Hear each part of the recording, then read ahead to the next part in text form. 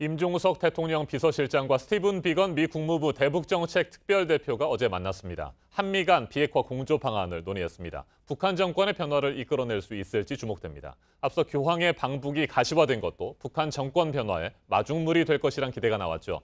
과연 북한에는 종교의 자유가 있는지, 그리고 김정은 정권과 북한 주민들에게 종교는 어떤 의미일지 궁금증도 커지고 있습니다. 북한학 박사인 고수석 JTBC 전문위원과 북한 종교에 대해 자세하게 살펴보겠습니다. 안녕하십니까? 안녕하십니까? 네, 먼저 가장 궁금한 부분부터 질문을 드리겠습니다. 북한에는 종교의 자유가 있습니까? 북한은 종교의 자유가 있다고 선전하고 있습니다. 네. 그 근거로는 사회주의 헌법 제68조에 명기되어 있는데요. 거기에 보면은 북한은 종교 근무를 짓거나 종교 의식을 허용에 되어 있습니다.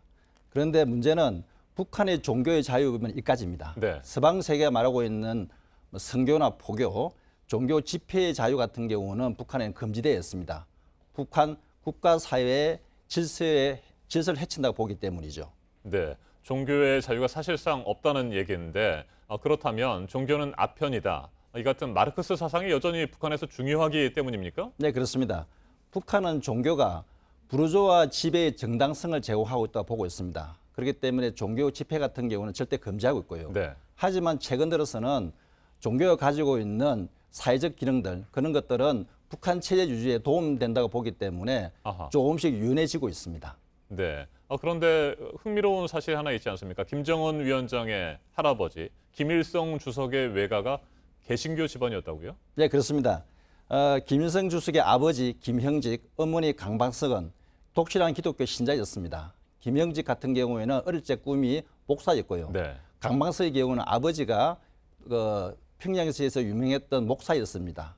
이런 것들이 나중에 김일성 주석이 종교에 대해서 유연한 입장을 제게 되는데요. 기본적으로 김형직, 강박석 같은 경우에 두 사람을 중매해 준 사람이 넬슨 벨이라는 평양에 잠시 와 있었던 의료 전도사였습니다. 그런데 넬슨 벨 같은 경우에는 아시겠지만은 지난 2월에 타계한 빌리 그레엄 목사의 장인 어른이었습니다. 아하.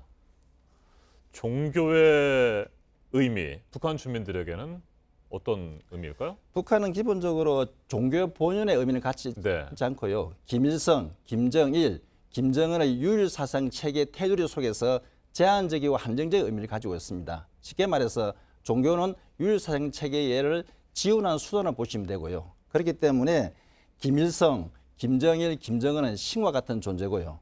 그 사람들이 한 얘기를 적은 저작집, 선집, 전집 같은 경우에는 성경이나 불경으로 보시면 되겠습니다. 네, 중국에서는 최근 지하 교회가 번지고 있다는 얘기들이 있습니다. 북한 내에서 혹시 비밀스럽게 종교 활동을 이어간다거나 이런 사람들은 없을까요? 개인적으로 종교를 갈 수 있을지 모르겠지만은 집단적으로 모여서 미사를 지내거나 예배를 하는 경우는 법으로 허용하지 않고 있습니다. 네. 예를 들면은 북한의 칠교교회 아니면은 그런 교회 같은 곳에서 성당도 있고요. 예, 성당도 있습니다. 그런 데서 예배를 지는 건 모르겠습니다만은 지하에서 활동하는 건 금지되어 있습니다.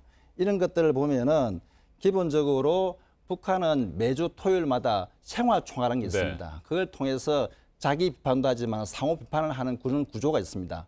이게 통해서 지하에서 몰래 한다는 것은 생활총회에서 다 한 번씩 비판을 받을 수 있기 때문에 지하 활동은 그리 불가능하다고 보시면 되겠습니다. 네, 지금도 여러 사람이 함께 모여서 무슨 활동을 한다거나 모임을 가지면 단속 대상이 되는 겁니까? 그렇습니다. 그게 법으로 허용하는 범위는 모르겠습니다만은 네. 법으로 허용하지 않는 종교 집회나 활동들은 절대적으로 금지되어 있습니다.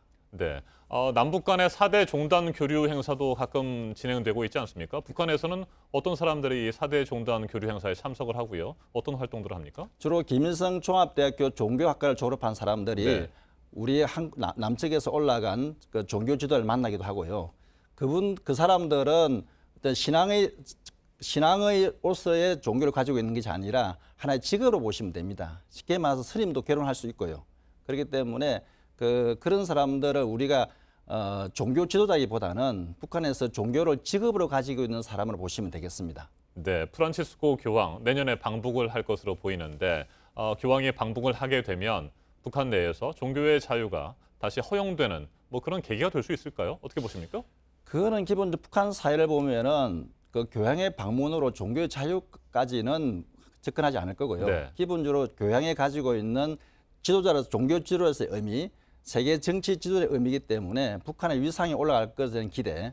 그것보다 더 중요한 것은 이번 그 김정은 위원장이 자신이 전달하고자 하는 내용들을 진전성 있게 들어주고 진지하게 전 세계에 이야기할 수 있는 그런 교양의 어떤 역할 부분들을 기대하기 때문에 종교의 자유와 연결시키는 건 조금 무리인 것 같습니다. 네. 북한 내에 현재 뭐 카톨릭 사제들도 없고요. 목사도 활동을 할 수 없는 상황인데 프란치스코 교황의 방북을 계기로 해서 뭐 우리 사제나 목사님들 그리고 외국에 있는 사제들이 혹시 뭐 북한에 가서 활동을 할 수 있게 된다든지 뭐 이럴 가능성도 없다고 보십니까? 활동들은 기본적으로 종교의 사회적 기능들, 네. 빈민구제나 의료 활동은 북한에서는 허용합니다. 그게 체제 유지에 도움이 되기 때문이죠. 그렇지만 우리 일반적으로 생각하는 종교의 본연의 의무, 선교나 포교 이런 부분에서는 북한이 받아들이기 않을 것으로 보입니다. 네.